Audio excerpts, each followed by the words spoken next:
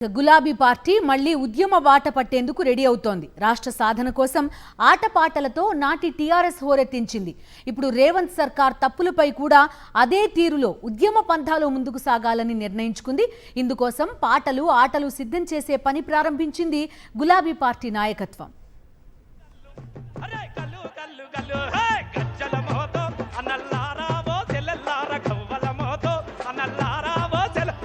ప్రత్యేక రాష్ట్ర సాధన కోసం ఏర్పడిన తెలంగాణ రాష్ట్ర సమితి రాష్ట్ర ఆకాంక్షను ప్రజల్లోకి బలంగా తీసుకెళ్లేందుకు ఆటపాటలను ఎంచుకుంది.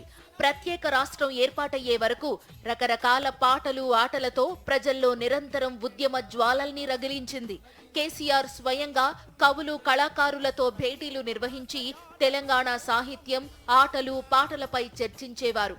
కేసీఆర్ కు సాహిత్యంపై ఉన్న అభిరుచితో ఆయనే కొన్ని పాటలు రాశారు. తెలంగాణ రాష్ట్ర ఏర్పాటులో ఆటపాటలకు ప్రత్యేక స్థానం ఉందన్నది అందరూ అంగీకరిస్తారు. రాష్ట్ర డిమాండ్ సాధన కోసం జేఏసీ ఏర్పాటైన తరువాత కూడా ఆటపాటలతో ఉద్యమం ఉవ్వెత్తున ఎగిసింది. రాష్ట్ర సాధన కోసం జరిగిన ఉద్యమంలో ఎన్నో పాటలు ధూమ్ధాం కార్యక్రమాలు భారీగా సాగేవి. రాష్ట్ర ఆవిర్భావం తరువాత కూడా బీఆర్ఎస్ ఆటపాటలను వదలలేదు. అసెంబ్లీ ఎన్నికల సమయంలో బీఆర్ఎస్ పార్టీ పాటలు ఆటలతో ప్రత్యర్థి పార్టీలను టార్గెట్ చేసేది.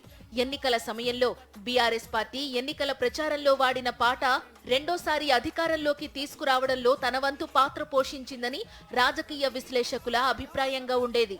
ప్రస్తుతం ప్రతిపక్ష పాత్ర పోషిస్తున్న బీఆర్ఎస్ కాంగ్రెస్ ప్రభుత్వ వైఫల్యాలను ఎండగడుతోంది.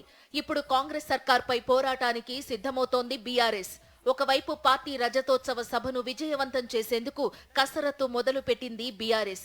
మరోవైపు కాంగ్రెస్ ప్రభుత్వ వైఫల్యాలపై పూర్తి స్థాయిలో ప్రజల్లోకి వెళ్లేందుకు వ్యూహం సిద్ధం చేస్తోంది. అందుకోసం మళ్లీ ఉద్యమ సమయంలో మాదిరిగా ఆటపాటలతో జనంలోకి వెళ్లాలని భావిస్తోంది. కాంగ్రెస్ ప్రభుత్వ ఫెయిల్యూర్స్ పై పాటలు రాయించే పనిలో ఉన్నారట కేసీఆర్. ఆ బాధ్యతను మాజీ ఎమ్మెల్యే రసమయి బాలకిషన్ కు అప్పగించారని తెలుస్తోంది. ఉద్యమ సమయంలో ఉన్న మాదిరిగా ఆటపాటలు రూపొందించాలని రసమయి బాలకిషన్ కు సూచించారని సమాచారం.